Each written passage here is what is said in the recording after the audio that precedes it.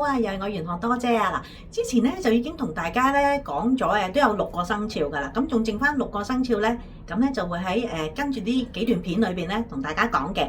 咁先咧同大家講咧2個生肖先。第一個生肖咧就係咧同太歲相合嘅，第二個生肖咧就同太歲咧今年係冇任何嘅好同唔好嘅情況出現嘅。咁第一個生肖咧同太歲相合嘅咧就會係屬狗啦。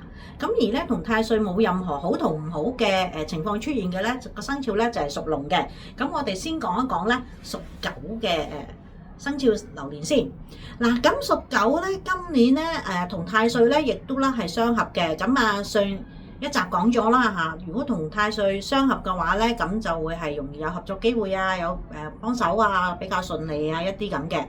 咁而屬狗咧，大家見到咧多姐我啊嚇，又笑得咁開心咧，都知道咧今年屬狗咧都有幾多好嘅吉星㗎。咁不如我哋先講下吉星先啦，好唔好？等大家開心啊嚇。好啦，屬狗嘅朋友咧，今年咧會有一粒咧吉星咧叫做三台。喂，有人搭個高台俾你啊，即係代表點啊？事業節節上升咯，係嘛？咁原來呢粒咧係有利事業嘅吉星嚟㗎嚇，咁對工作上面咧係會有幫助嘅啊，有人幫你手嘅，令到你嘅事業咧可以得到咧更高嘅提升嘅。而第二粒咧，哇！呢粒咧我都好中意嘅，叫地解啊！地解即係咩都幫你解晒啊，逢凶化吉啦嗱，咁即係話有問題咧都可以咧迎刃而解啦。嗱，咁呢粒地解咧係大吉星啊嚇，幫你解除厄運之餘咧，仲會幫你咧係招嚟貴人㗎，知唔知啊？跟住另一粒咧就叫做華蓋。嗱，華蓋本身係一粒文星嚟㗎，咁其實就係以前咧古時皇帝出巡咧，佢嗰個坐架車上面咧咪有個蓋，有個銅頂咁樣咧幫你遮住嘅，咁亦都代表係咩咧？得到上天嘅庇蔭。哇！得到上天嘅庇蔭喎，有邊個唔想啊？係咪啊？嚇，俗語講句話，即係天選之子啊，係咪咁講啊？哇！上天嘅庇蔭啊嚇，咁即係代表遇事咧可以逢凶化吉啦，係咪啊？咁啊，但係點樣可以咧將呢一粒華蓋嘅吉星咧更加提升佢嗰個助力咧？最好係點咧？今年咧就係咧多啲參加一啲嘅興趣班，係啦，學多啲新嘅嘢。充實多啲自己，不論對工作上面又好，或者我日常興趣，例如我中意煮嘢食嘅，咁我咪去學煮嘢食咯。我中意插花嘅喎，咁我咪去學下插花咯，係嘛？或者我對語言方面咧係有興趣嘅喎，咁就去譬如學下啲語言啦，例如韓文嚟㗎，韓國好大熱㗎嘛，韓文啊、日文啊咁樣都係幾好嘅一個提升自己嘅行為嚟嘅嚇，一個行動嚟嘅。除咗咧一般人之外啦，可以學興趣班啊，提升自己之外咧，如果本身有宗教人士嘅背景嘅，例如係天主教、基督教或者佛教、道教咁啦，咁可以咧去參加咧同你自己宗教有關嘅一啲嘅活動。係啦，咁亦都可以咧係有利逢凶化吉㗎，咁因為有神明保佑啊嘛，啱唔啱啊？咁所以都會逢凶化吉，亦都咧可以更加進一步咧提升華蓋呢一粒吉星咧，俾你嗰個助力，提升個運勢嘅。好啦，咁吉星咧我哋就講咗啦，咁至於凶星咧都有啲嘅嚇，即係你冇可能㗎嘛，呢個世界唔會永遠都係好㗎嚇，一定係有好有唔好嘅。咁凶星有咩咧？咁樣第一粒咧叫五鬼，五鬼咧。大家有陣時咧，可能睇電影啊，都會聽過五鬼運財呢一樣嘢啦嚇。好啦，咁其實咧係有一個叫做五鬼運財局嘅嚇。咁我哋先講一講呢粒五鬼星嘅凶星係有啲咩唔好先。首先啦，是非星係啦，因為好多鬼啊，明唔明啊？我哋成日咧啲人有鬼啊，背後成日篤背脊嘅咁樣，咪有鬼嘛，五鬼嘛，即係話會有是非咯。咁同埋啦。幾時會撞鬼啊？唔好去咁多夜街啊，知唔知啊？係啊，唔好行埋啲暗處啊，係咪好容易撞到啊？咁所以啦，亦都啦，盡量唔好去呢啲地方，得唔得？仲有啦，有呢粒五鬼星咧，有一啲地方係真係唔好去㗎，就係一啲荒廢嘅地方，或者咧就係早期好中意嘅叫靈探啊。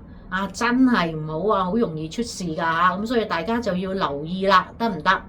不過咧，雖然五鬼咧呢粒咧係一粒空星，但係如果我哋咧善加利用嘅話咧，其實呢粒空星咧係可以幫我哋招財嘅喎。因為頭先我哋講咗啦嚇，原來咧有一個局咧叫做五鬼運財局啊，就係需要到咧係有呢一粒空星出現啊，就可以去幫手嘅啊咁樣。咁呢個五鬼運財局咧運財啊，咁當然梗係可以幫手催財啦，係咪先？即係。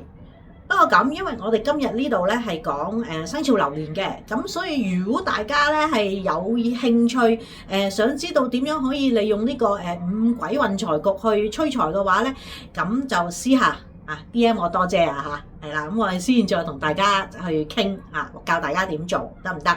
係啦，咁同埋啦如果咧屋企有擺地主嘅即係我知道而家好多人屋企咧都未必有擺地主呢一個神明㗎不過咧，如果屋企有擺地主或者做生意嘅地方或者你嘅寫字樓咁有擺地主咧，咁就要留意一下咧。今年咧嘅即係地主本身安放個位會唔會喺今年流年係屬於一個叫做五鬼位嘅？如果係咧就要留意，就要化解嘅。咁亦都係啦。如果有需要了解呢一方面嘅資訊嘅咧，咁大家就私下DM 我多謝去查詢啦。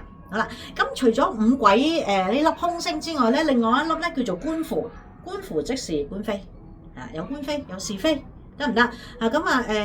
要注意一下啦，盡量小心。咁即係今年大家奉公守法一啲啦，係咪先啊？唔好隨街抌垃圾嗰啲咁啦。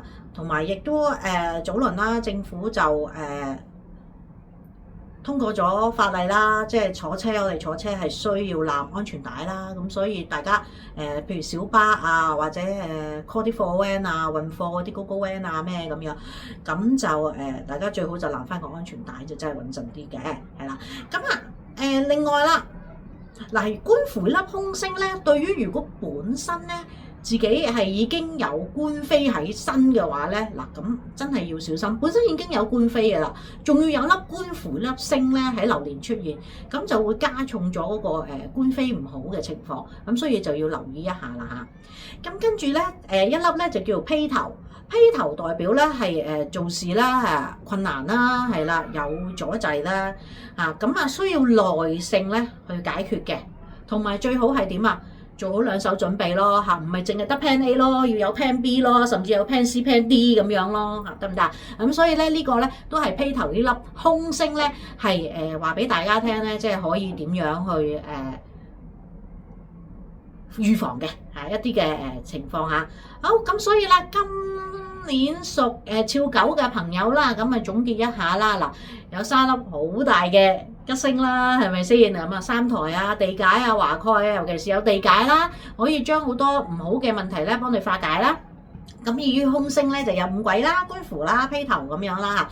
咁總之啦，都係提大家有任何嘅問題就要做好準備，兩手準備得唔得？俾啲時間耐性就可以解決得到噶啦咁又係啦，是非嗰啲就盡量去避免啦，係嘛提一提大家就盡量唔好行暗處地方啦，係啦，啲荒廢咗嘅同埋啦就唔好去做靈探啦咁啦。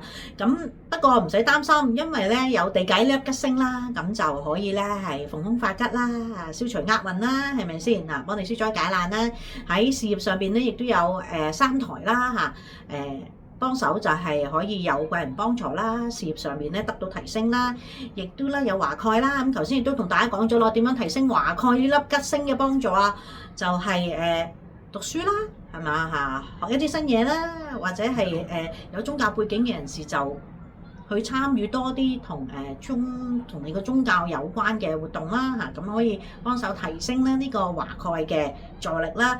咁自然啦下邊嗰啲空星咧都可以迎刃而解嘅啦，得唔得？好啦，咁提多一次大家嗱，肖狗咧係同太歲相合嘅，咁亦都係啦。講到呢度啦，又係啦，太歲相合，唔該，年頭拜太歲 ，OK。好啦，咁跟住落嚟咧就同大家講咧肖龍呢個生肖啦。嗱，咁肖龍今年咧就同太歲咧冇任何相沖啊、相合嘅情況出現嘅，係咁啊。而超龍咧就係有一粒嘅大吉星啦。嗱，唔好諗住得一粒啊嚇，呢粒大吉星嚟㗎，好大㗎，係咪先？係啦，好好㗎。另外咧就有幾粒細嘅一啲嘅空星啦嚇，咁樣。咁啊先講個細空星先啦，係咪啊嚇？好啦，咁啊細嘅空星咧，包括咧就係有一粒叫天狗。天狗咧提醒，如果有揸車嘅人士咧，小心啲出入，得唔得？係啦，同埋啦，小心啊，管理好自己嘅私人財物，唔好唔見啊，知唔知啊？尤其是啊，就係嗰個咩手提電話或者呢啲咧 iPad 啊咁樣啊嚇，大家知，你知而家現代人啦，冇咗手提電話，冇咗 iPad 咧，即係仲慘過冇咗個身份證啊！咁所以大家啦要留意啦。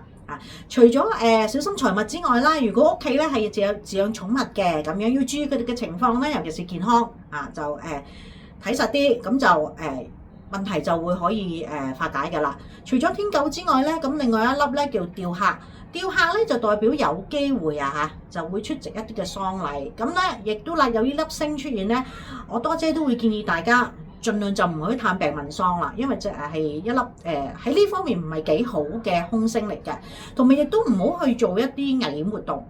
最好係點咧？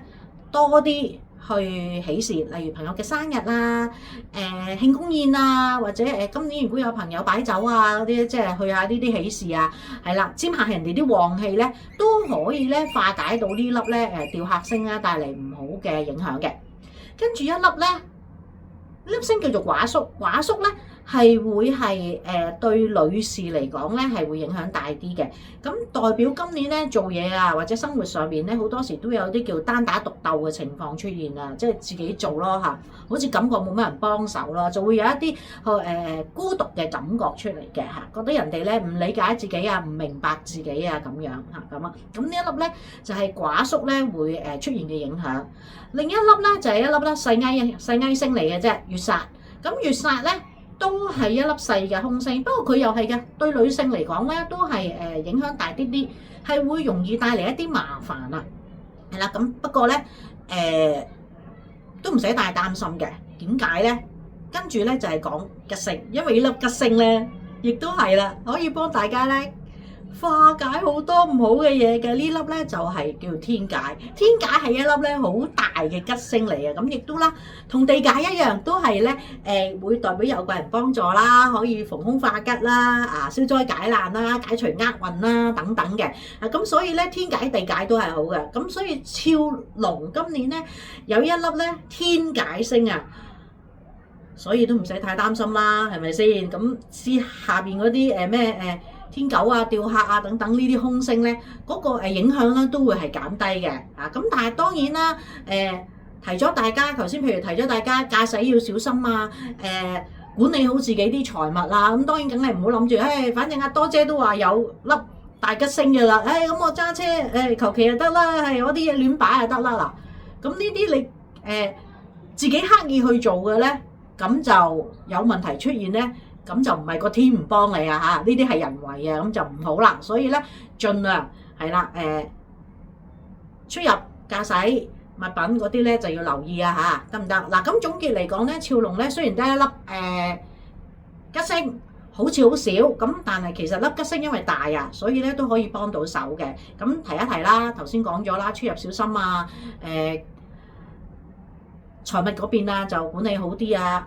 屋企啲小狗小貓啊、寵物嗰啲啊，留意健康啊咁啦。咁提一提就係記住唔好探病問喪因為有粒吊客，多啲去喜事，唔好做危險活動，係啦。咁呢啲都係㗎盡量管理好自己，得唔得咁啊？咁就嗱，今日咧就講到呢度先，咁啊講咗超狗啦同超龍啦，咁下一集咧就會再講其他嘅生肖嘅，咁我哋下一集再見啦，好，拜拜。